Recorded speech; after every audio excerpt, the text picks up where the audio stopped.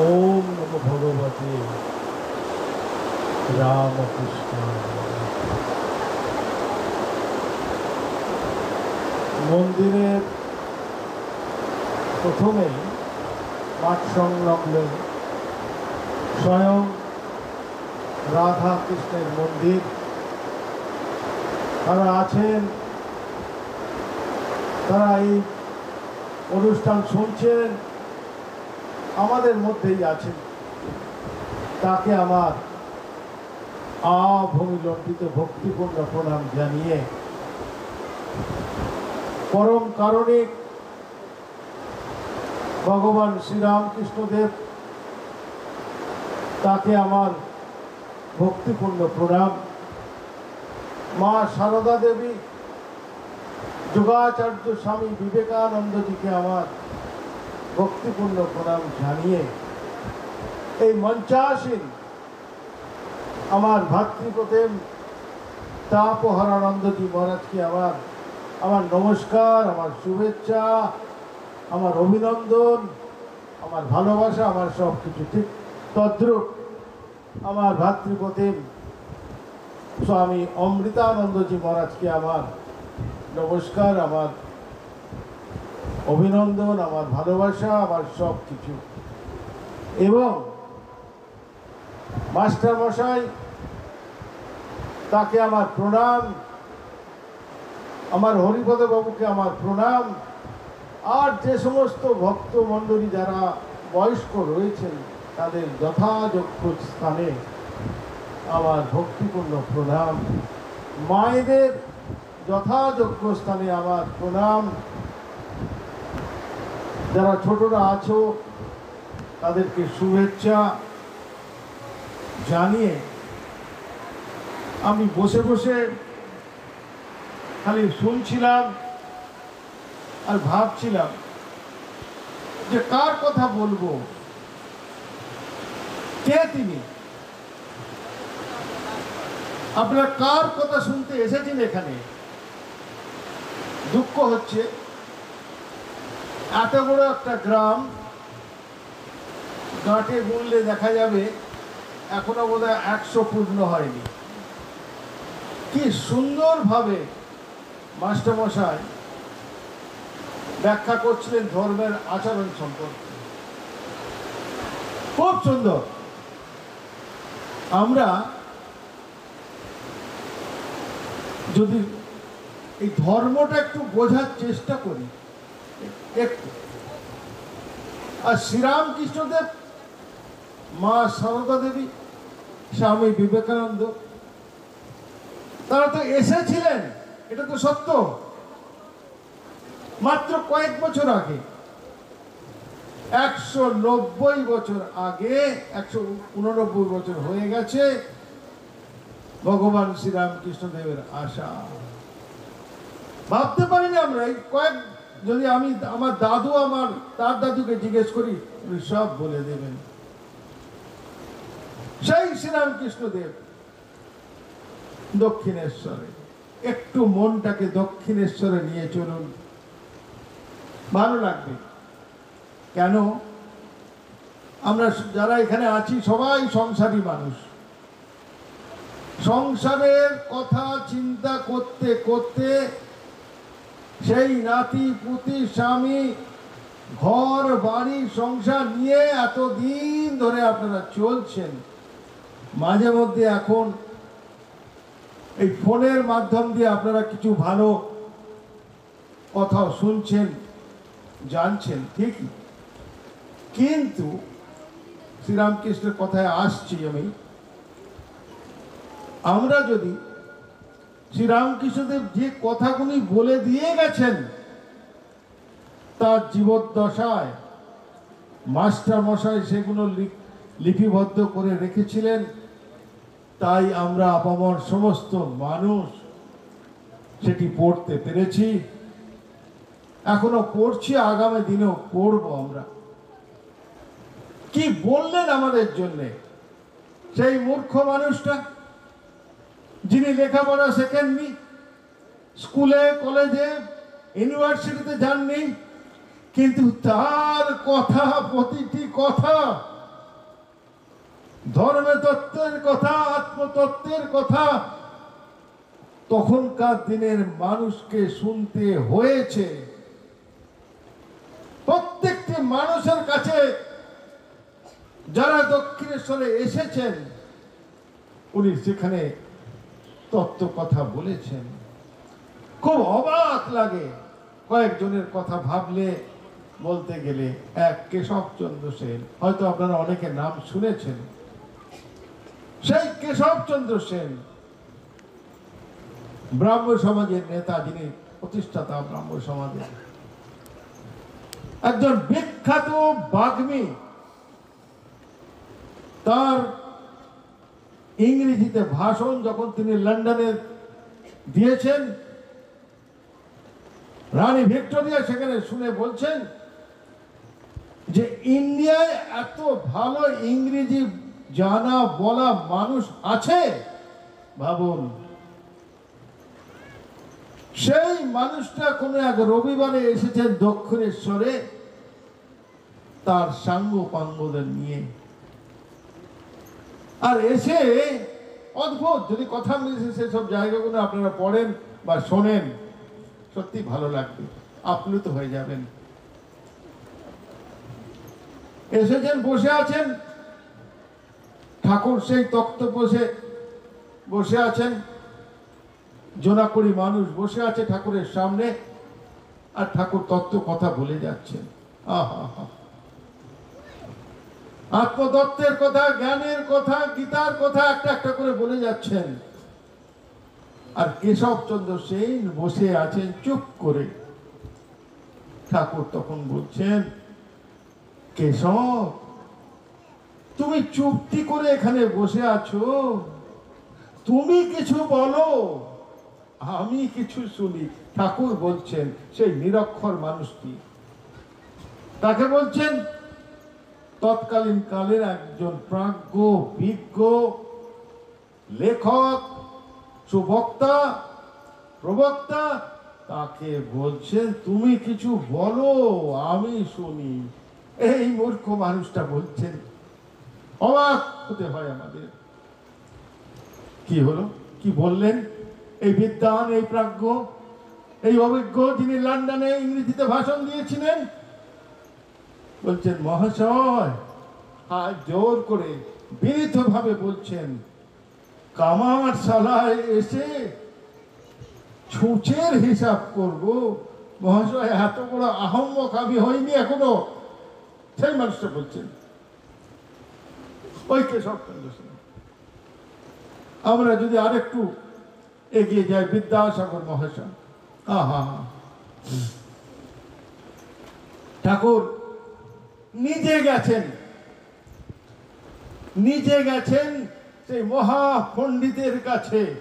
তৎকালীন কালে তাকে বিদ্যার সাগর উপাধি দেওয়া হয়েছিল। কি অদ্ভুত সেই জায়গার কথাগুলো। সেখানেও ঠাকুর আত্মতত্ত্বের কথা, জ্ঞানের কথা, সমস্ত কথা বলে যাচ্ছেন। আর সেই শিক্ষিত ঈশ্বরচন্দ্র বিদ্যাসাগর মহাশয় বললেন, আজ একটা নতুন কথা শিখলুম, আজ একটা নতুন কথা শুনলুম। আমাদের মধ্যে প্রশ্ন জাগে, সমস্ত যারা ভক্ত, যারা পড়ছে, আমরা যারা পড়ছি, ঠাকুরকে নিয়ে চিন্তা করছি, গবেষণা করছি, আমরা একটাই শুধু কথা শুধু ভাবি, কি সেই কথা যা ঈশ্বরচন্দ্র বিদ্যাসাগর মহাশয় তিনি শোনেননি? আহা, এই প্রশ্ন জাগে তো আমাদের মধ্যে। কি কথা, কি কথা? উনি বললেন, ব্রহ্ম কখনো উচ্ছিষ্ট হয়নি। ঠাকুর বলছে, বিদ্যাসাগর মহাশয় অবাক হয়ে যাচ্ছেন, বিস্ময়ে আপ্লুত হয়ে যাচ্ছেন। বিশ্বের বিদ্যাসাগর মহাশয় মজা করে বলছেন শ্রীরামকৃষ্ণদেবকে, সাগরে যখন এসেছেন একটু নোনা জল নিয়ে যান। আহা, কি অদ্ভুত সেই একবার শ্রীরামকৃষ্ণদেব বিদ্যাসাগর মহাশয়কে প্রণাম করছেন, আবার বিদ্যাসাগর মহাশয় ঠাকুরকে প্রণাম করছেন। এই যে মহামিলন, এটি আমরা অন্য কোন জায়গায় আমরা দেখতে পাই না। এরকম ঠাকুর অনেক কথামৃতে আমাদের সকলের জন্য বলে গেছেন, বিশেষ করে গৃহী ভক্তদের জন্য। যারা এখানে কতিপয় গৃহী ভক্ত আছেন, আমি জানি নিশ্চয়ই আপনারা দীক্ষিত, এবং যখন শুনেছেন যারা যে এখানে মহারাজরা আসবেন, মালদা মিশন থেকে মহারাজরা আসবেন, বলবেন কিছু শিক্ষার কথা, বলবেন কিভাবে আমরা সংসার জীবনে এগিয়ে যাব দিন পর দিন। সেই শ্রীরামকৃষ্ণদেব বলেছে আমাদের মনুষ্য জীবনের উদ্দেশ্য হলো ঈশ্বর লাভ। আমরা যাই করে, আমরা কোটি টাকা উপায় করতে পারি, আমরা ব্যারিস্টার হতে পারি, কেউ চাষা হতে পারি, কেউ রিক্সা চালক হতে পারি, কই আমাদের সংসারে সবাইকে নিয়ে আমাদের এই সংসার। কিন্তু ঠাকুর বলছে সকলের জন্যই, ঠাকুর বলেছে যে মনুষ্য জীবনের উদ্দেশ্য ঈশ্বর লাভ। আমরা কি একবারও যারা এখানে আছি ভেবেছি এই কথাটা? ভাবি সংসারে? ভাবি না, ভাবতে পারি না। এত সংসারের যন্ত্রণা, জ্বালা, দুঃখ আষ্টে পৃষ্ঠে যেন একদম বেঁধে রেখে দিয়েছে। তাহলে কি জন্য এসেছি আমরা? শুধু শাক চচ্চড়ি, মাছের ঝোল, আলু পোস্ত, আর স্বামীকে একটু সেবা করলাম, আর যারা নাতি পুতি আছে তাদেরকে একটু মানুষ করে দিলাম। এই করতে করতে আমাদের 60 বছর 65 বছর কেটে গেল, আর আমরা টুক করে চলে গেলাম। এই জন্য আসা? না না না, আমার তো মনে হয় না। আমরা ভুল করছি। আমরা এখনো যারা জানতে চেষ্টা করছি না, ভুল করছি, খুব ভুল করছি। কথামৃতে বারবার বলছেন সাধু সঙ্গের কথা। আমরা আসি কেন জানেন? আমরা এসে আপনাদের দিশাটা দেখিয়ে দিই, ঠিক যেমন গুরুদেব আপনাকে মন্ত্র দিয়ে সেই রাস্তাটা দেখিয়ে দিয়েছেন, সৎ পথের রাস্তা। একটু আগে মাস্টারমশাই বলছিলেন সত্য কথা কলির তপস্যা ভগবান শ্রীরামকৃষ্ণদেব বলে গেছেন, উনিও সে কথা বলছিলেন। ওই একটা কথা যদি আমরা মেনে চলতে পারি আমাদের সংসারে, সত্য কথা কলির তপস্যা, সেই জন্য ঠাকুর বলতেন তপস্যা। তপস্যা মানে খুব কঠিন। একটু করে দেখুন তো, একটু যদি আমরা চেষ্টা করি, তাহলে আমরা কিন্তু আজকে যাতে আমাদের দাদা দিদি বৌদি বাবা কাকা যারা হয়ে গেছেন, তারা যদি এই ছোট ছোট বাচ্চাদের সামনে আমরা একটু মুখ ফসকে মিথ্যে বলে ফেলি, তারা কিন্তু ওই মিথ্যেটাই শিখছে। আগামী দিনের যে আপনার পিঢ়ি, যে আপনার নাতি নাতনি যারা আছে, তারা কিন্তু ওই আমাদেরই মতন এগিয়ে যাচ্ছে সেই মিথ্যা রাজ্য দিয়ে।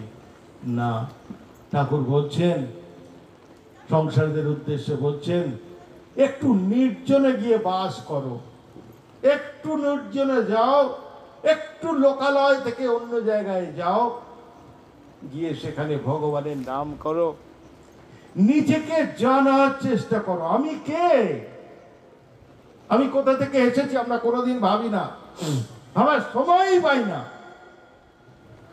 ভাবার সময় পাই না, ইচ্ছাও নেই আমাদের। ওই গতানুগতিক একটা, আমার বাবা মা এই করেছেন, তার বাবা মাও এই করেছেন, না না, সেই জন্য আমাদের আশা নয়। সাধু পথ দেখিয়ে দিচ্ছে, বলে দিচ্ছে গুরুদেব আপনাকে যে তুমি এইভাবে চলো। আমরা কেন সেটা শুনছি না? এটা আমাদের দুঃখ, এটা আমাদের আক্ষেপ, যে আমরা জানতে পারছি না। ঠাকুর বলছেন কথা মিলে বহু জায়গায় আছে, এককে জানার নাম অজ্ঞান। এগুলো আমরা জানি, আমরা অনেকেই এখানে শিক্ষিত, শিক্ষিতা, প্রাজ্ঞ, বিদগ্ধ বহু মানুষ রয়েছি, আমরা জানি। কিন্তু ওই মায়াবরণে ঘোর অন্ধকারে নিয়ত ওই যারা যন্ত্রণায় মরে, আমরা যন্ত্রণায় মরছি মায়ার জন্যে, মায়াবরণে। স্বামীজি বলছেন তো মায়াটাকে কাটতে হবে। আপনি কি ছুরি কাঁচি দিয়ে কাটবেন মায়াকে? না। ঠাকুর বলছেন মোড় ঘোরাও, কথা বলতে রয়েছে মোড় ঘোরাও। আপনি সংসার থেকে একটু মোড়টা ঘোরান দেখি নিজে। আর তো কটা দিন থাকবেন আপনি? আর কটা দিন গাঁঠে গোনা দিন? কেন ঘোরাবেন না আপনি? কেনটা ভগবানকে ডাকবেন না? যাকে ইচ্ছা, আমি বলছি না যে শ্রীরামকৃষ্ণদেবকে মা আর স্বামীজিকে ডাকুন। আপনার কালী ভালো লাগে কালী, দুর্গা ভালো লাগে দুর্গা, শিব ভালো লাগে শিব, যাকে খুশি একটাকে ধরুন। ঠাকুর বলছেন বুড়িকে ধরে এগোতে হবে, বন বন করে ঘোরো, সংসার করুন। কেউ মনে করেনি, শ্রীরামকৃষ্ণ একবারও মনে করেনি, মাও বলেনি, স্বামীজিও বলেনি। বলছেন সংসার করো, মনটা দিয়ে রাখো। কি সুন্দর সুন্দর গল্প বলে উনি বুঝিয়েছেন। বাড়ির যে দাসী, যে চাকর যারা আছে, মনিবের ছেলেকে আমার রাম আমার রহিম বলছে, আদর করছে, কত কি করছে, কিন্তু তার মনটা পড়ে আছে তার বাড়িতে। শুধু অর্থাভাবের জন্য, সংসারের তাড়নায় যন্ত্রণায় সেই দাসী তার গ্রাম থেকে আপনার বাড়িতে এসেছে, সেবা দিয়ে পয়সা দিয়ে তার বাড়ির লোককে সেবা করবে। আর আপনার ছেলেকে বলছে আমার রহিম আমার রাম। তো আমরা সকলেই সেইভাবে, ঠাকুর বলছেন কথা মিতে আছে, পাকা আমি আর কাঁচা আমি। জানেন তো এই কথাটা? শুনেছেন? আমার ঘর, আমার বাড়ি, আমার গাড়ি, আমার ছেলে, আমার বৌমা, আমার সবকিছু আমরা আমি আমি করছি। এটা হচ্ছে কাঁচা। আর পাকা আমি কি? আমি তার দাস, আমি তার দাস, আমি তার সন্তান। এটা কোনোদিন আমরা ভাবতে পেরেছি কি? একটু ভাবুন না, একটু ভাবুন যে আমি তার সন্তান, আমি তার দাস। আমার টাকা পয়সা চাই না, নতুন করে জমি চাই না। প্রভু তোমার চরণে আমাকে একটু ঠাঁই দাও, তোমার শ্রীচরণে প্রভু একটু ঠাঁই দাও। এটা যদি আমরা কেঁদে কেঁদে বলতে পারি, একটু বলে দেখুন দেখি। ঠাকুর যেটি বলেছেন মোড় ঘুরিয়ে দিতে, দেখবেন আপনার সংসারের মোড় ঘুরে গেছে। কি আনন্দ! সেই আনন্দ পাওয়ার জন্য তো আপনি এসেছেন। আপনি কি দুঃখ পাওয়ার জন্য এসেছেন? আপনি কি একটা গাড়ি, মার্সিডিজ গাড়ি নিয়ে ঘোরবার জন্য এই পৃথিবীতে এসেছেন? না, আমরা ভুল পথে চলছি, ভুল পথে। একটু ঘুরিয়ে নিন। আর এই সাধুরা এসেছে, আর শিক্ষিত মহোদয় যারা এসেছেন, যারা বলছেন, আপনারা শুনে এই কান দিয়ে শুনছেন, এই গেটটা পেরিয়ে গেলেই ভুলে যাবেন। শাস্ত্র বলছে শ্রবণ, যেটি শুনছেন, শুনছেন অনেক কথা, মনন, আপনাকে মনে মনে সেটা চিন্তা করতে হবে। আর বাড়িতে গিয়ে সেই টেলিভিশন দেখছেন, সেই ঝগড়া করছেন, একটু বসে যদি এই কথাগুলো, মহারাজদের কথাগুলো বা মাস্টারমশাই যেগুলো বলছেন, বলে গেছেন, একটু যদি আপনি চিন্তা করেন বসে, অর্থাৎ ধ্যান করেন, নিধিধ্যাসন, আমার উপকার হবে না, এই মহারাজদের উপকার হবে না, আপনাদের উপকার হবে। সেই জন্য আমরা বলছি, ঠাকুর বলছেন আপনাতে আপনি থেকো, যেও না কো কারো ঘরে, নিজের ঘরে থাকুন, নিজের মনটাকে পবিত্র করুন। ওটা কোনো টাকা দিয়ে, ওটা কিছু সোনা দিয়ে, ওটা একটা জমি দিয়ে কাউকে মনটাকে পবিত্র করা যায় না। গীতাতে বলছি মনো এবং মনুষ্যানাং কারণং বন্ধ মোক্ষয়োঃ। আপনাকে তো মুক্তির পথে এগোতে হবে, যে জন্য আপনি এসেছেন সেই মুক্তির পথে আমরা জানছি না, কেউ বলে দিচ্ছে না। এই যে আমরা বলছি আপনাদের, আপনারা এসেছেন কতিপয় মানুষ, ভালো একটু চর্চা করুন, পরচর্চা না করে একটু ঈশ্বরের দিকে মনটা ঘুরিয়ে এটি করুন। আর যারা দীক্ষিত হয়ে আছেন একটু জপ করার চেষ্টা করুন। সত্যি কথা বলতে কি, আমি তো 40 বছর ধরে দেখলাম অনেক কিছু। ধ্যান আমাদের কারোর হয় না। স্বয়ং মঠের প্রেসিডেন্ট ছিলেন, মঠের মহারাজ আছেন স্বামী ভূতেশানন্দজি মহারাজ। তাকে আমাদের একজন মহারাজ প্রশ্ন করেছিলেন, মহারাজ আমি ধ্যান করি। মহারাজ কয়েক সেকেন্ড চুপ করেছিলেন, দিয়ে বলছেন আমাদের কারুর ধ্যান হয় না, আমাদের কারুর ধ্যান হয় না। ধ্যান কি জিনিস অত সোজা নয়। ধ্যান হতে গেলে আমাদের এই শরীর, এই মন পবিত্র হতে হবে, পবিত্র ফুলের মতন, যেখানে অন্য কোনো সংস্কার উঠবে না, অন্য কোনো কথা উঠবে না, শুধু সেই দেবতা সবসময় ভাসবে। আমাদের কি ভাসে? ভেবেছে কারণ আমি তাকে গিয়ে সাষ্টাঙ্গ প্রণাম করব, আমরা বলে দিই, বলে ফেলি ওই মিথ্যে কথা। মিথ্যে বলবেন না, মিথ্যাচরণ করবেন না, যদি কেউ করে তাকে বারণ করবেন। যাই হোক, আমি দু একটা কথা বলে শেষ করব, হয়তো অনেকক্ষণ বলে ফেলেছি। আমরা শ্রীরামকৃষ্ণদেবের আলোচনা যেটুকু করলাম, টাকার এপিট ওপিট, একটা টাকাকে যদি এমনি করে ধরি, এদিকটাও যা ওই দিকটাও ঠিক তাই, তাই তো? শ্রীরামকৃষ্ণের এদিকটা হচ্ছে মা সারদা দেবী। কোন মা? আপনার মা, আমার মা, আমজাদের মা, শরতের মা। আমি বলি গন্ডি ভাঙা মা। মায়ের কাছে যাওয়ার কোনো গন্ডি ছিল না, কিন্তু শ্রীরামকৃষ্ণদেবের কাছে যাওয়ার গন্ডি ছিল, সবাই যেতে পারত না, সে অনেক কারণ। আর মা কি অদ্ভুত, এরকম মা আমরা দেখিনি। ভাবতে গেলে আমাদের লোম খাড়া হয়ে ওঠে, আমরা ভাবি যে আমরা কি সত্যি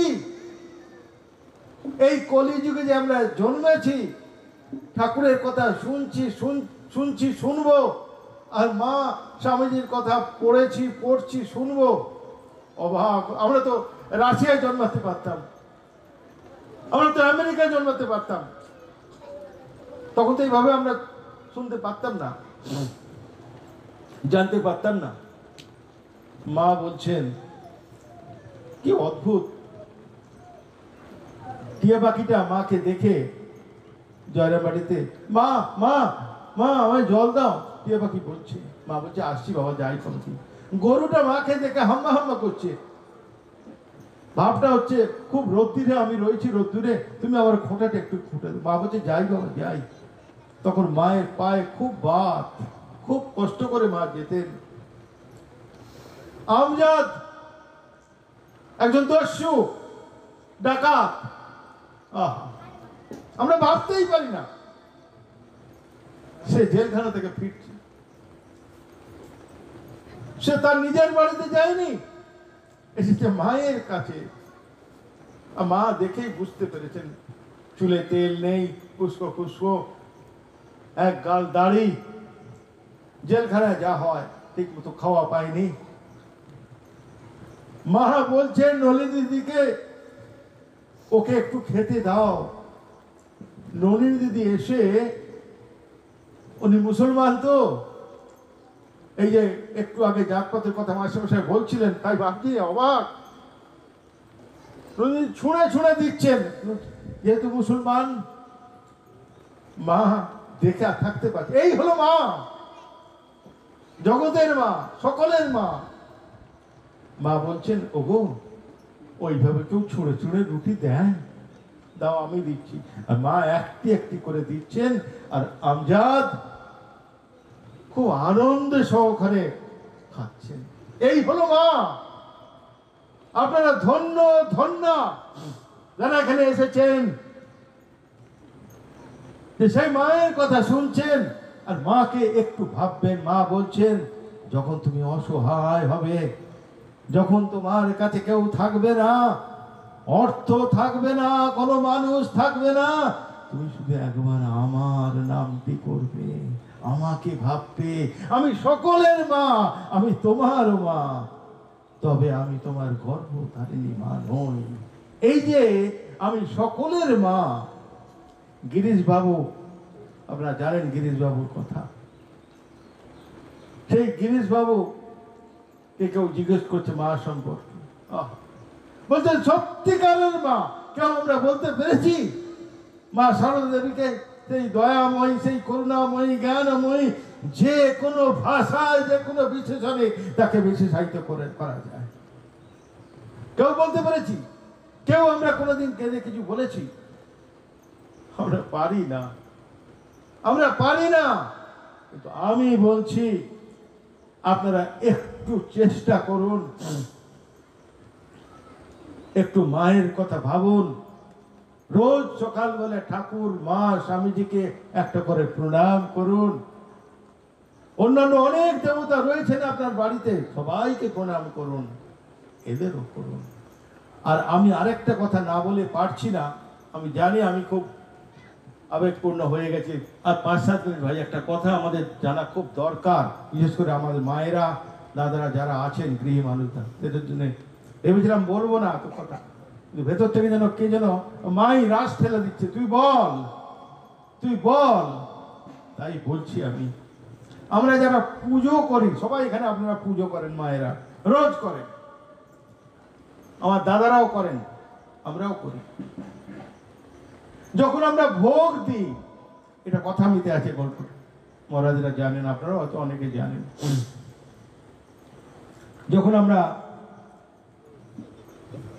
সেই দেবতাকে বা দেবীকে ভোগ দিই, রোজ দিই, আপনি রোজ দেন,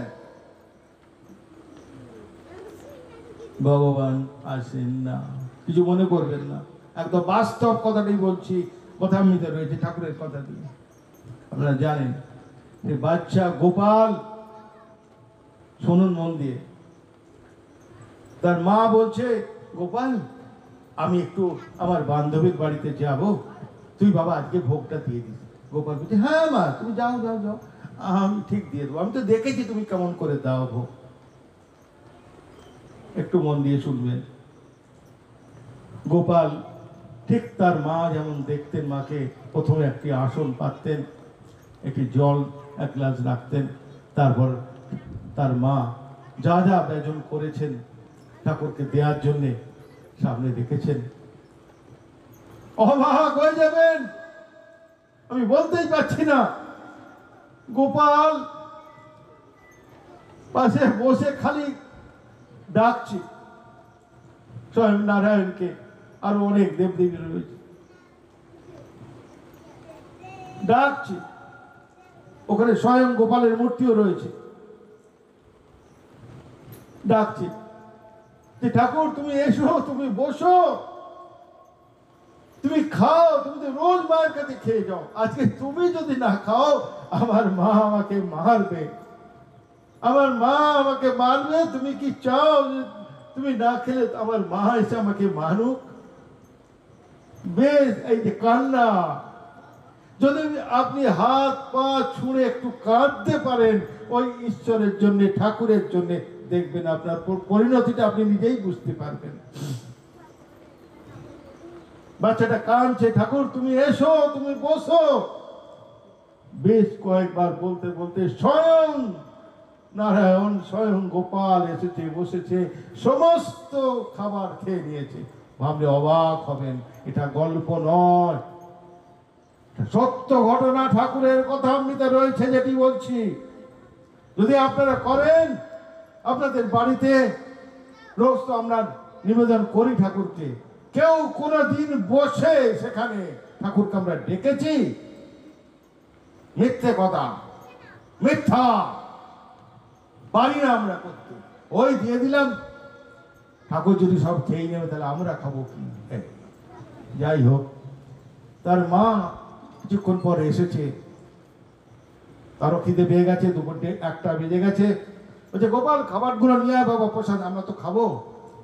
বাচ্চাটা অবাক হয়ে গেছে, বলছে প্রসাদ? সব তো গোপাল খেয়ে নিয়ে চলে গেছে, নারায়ণ তো সব খেয়ে নিয়ে চলে গেছে, কিছুতে নেই। তার মা তখন ক্ষুধার্ত, বাইরে থেকে এসেছে।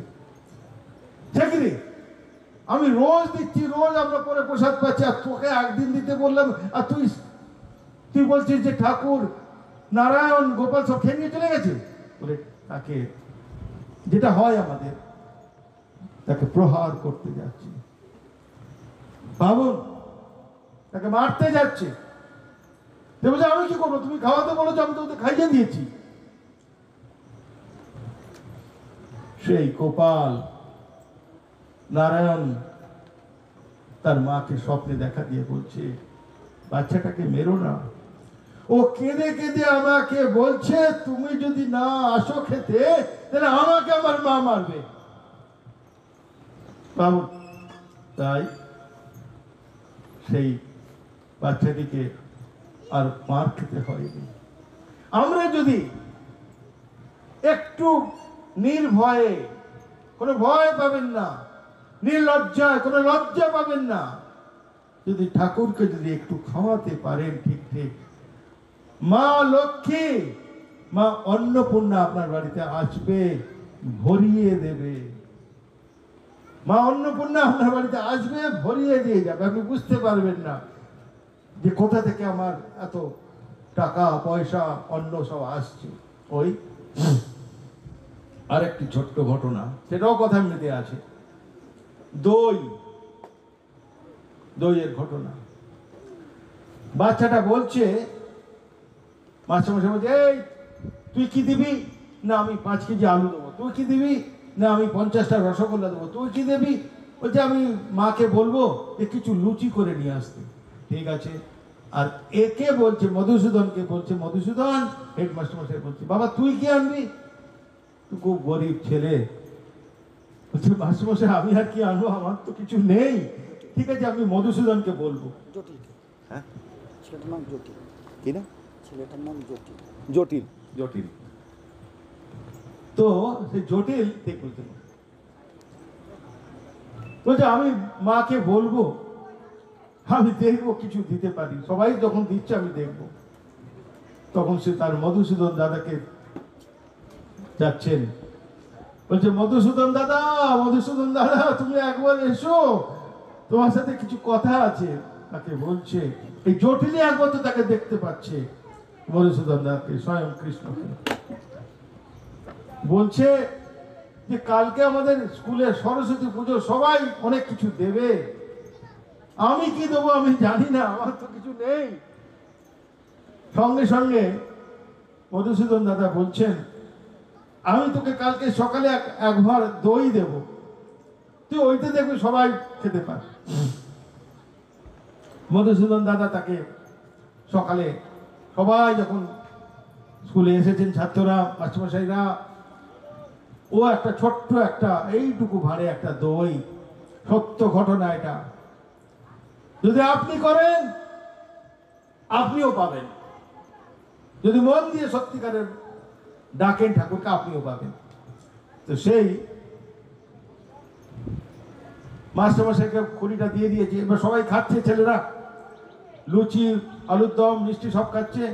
এবার যখন দইটা ঢালতে গেছে তখন মাস্টারমশাই এসে বলছে, আরে জটিস তুই এইটুকু দই বার করে এনেছি, এটা তো আমি একজনকেও দিতে পারবো না।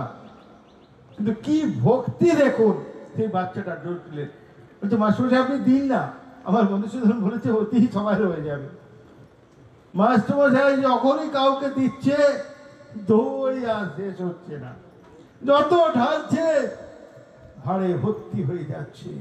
যত ঢালছে, প্রায় 200টা ছেলে ছিল, সবার পাতে দই রয়েছে, সবাই খেয়ে আনন্দ পাচ্ছে। তাই আমাদের যদি সত্যি সেরকম ভক্তি থাকে, থাকে না, আমাদের রয়েছে, আমাদের ভেতরেই রয়েছে, সেটা জাগৃত করতে হবে, জাগাতে হবে। কিভাবে? একটু প্রার্থনা করতে হবে ঠাকুরের কাছে, মা কাছে, স্বামীজির কাছে, সমস্ত দেবদেবীর কাছে প্রার্থনা করতে হবে। আমাকে সুমতি দাও, আমাকে তোমার চরণে ঠাঁই দাও। আর স্বামীজি বলছেন আমাকে ভালো হতে হবে। এই আমাকে ভালো হতে হবে যদি আমার সমস্ত ভাইরা, বোনেরা, দিদিরা যারা আছেন, যে আমাকে ভালো হতে হবে, দেখবেন সত্যিকারের ভালো হবেন। এটি তাদের প্রার্থনা, আমার এটি প্রার্থনা। যারা এখানে এসেছেন, যারা আসেননি, আগামী দিনে যারা আসবেন, সকলের জন্য আমার প্রার্থনা রইল। হাত জোর করে সমস্ত দেবদেবীর কাছে আমাদের সকলের সর্বাঙ্গীন মঙ্গল হোক, আমাদের মন, প্রাণ, শরীর ঈশ্বরে মতিগতি হোক। তিনি বলে গেছেন মনুষ্য জীবনের ঈশ্বর লাভ জীবনের উদ্দেশ্য, সেটি যেন আমরা করে, হয়তো এই জন্মে হলো না, আমাদের থেমে গেলে চলবে না। আমাদের প্রারব্ধ কর্ম, ওই জন্য স্বামীজি বলছেন শুভ কর্মে শুভ, মন্দে মন্দ ফল, এ নিয়ম রোধে নাহি কারো বল। আমাদের শুভ কর্ম করতে হবে, তাহলে আমাদের প্রারব্ধটা শুভ হবে। হয়তো এই জীবনে আমার কিছু হলো না, আগামী জন্মে আমার অনেক কিছু ভালো হলো। যাই হোক, আমি আবার সকলকে, রাধা কৃষ্ণকে আমার আভূমি লণ্ঠিত প্রণাম জানিয়ে, ঠাকুর মা স্বামীজিকে আমার ভক্তিপূর্ণ প্রণাম জানিয়ে, উপস্থিত সবাইকে আমার ভক্তিপূর্ণ প্রণাম, শুভেচ্ছা, ভালোবাসা, অভিনন্দন জানিয়ে আমি শেষ করলাম। হয়তো একটু বেশি বলে ফেলেছি, আমি ক্ষমা চাইছি করজোড়ে। কেন আমি ভাবলাম যে অল্প হাততালি না, অল্প মানুষ আছে, এরা ঠিক ঠিক শুনবে। সত্যি আমি ধন্য, আপনারা শুনেছেন, চুপ করে বসেছিলেন। কারণ আমরা তো মানুষ, যখন কেউ কথা বলে তখন আমাদের মনটা বিক্ষিপ্ত হয়ে যায়, দেখবেন, ভেবে দেখবেন জপ করার সময়। তাই আপনাদের জপ ধ্যানে মতিগতি হোক, এটি আমার প্রার্থনা রইল। জয় রামকৃষ্ণ। পরম পূজ্যপাদ স্বামী দজ্জপানন্দী মহারাজকে আমাদের ফুলবাড়িয়া রাধাকৃষ্ণ সেবা নিকেতনের পক্ষ থেকে ওনাকেও জানাই আমাদের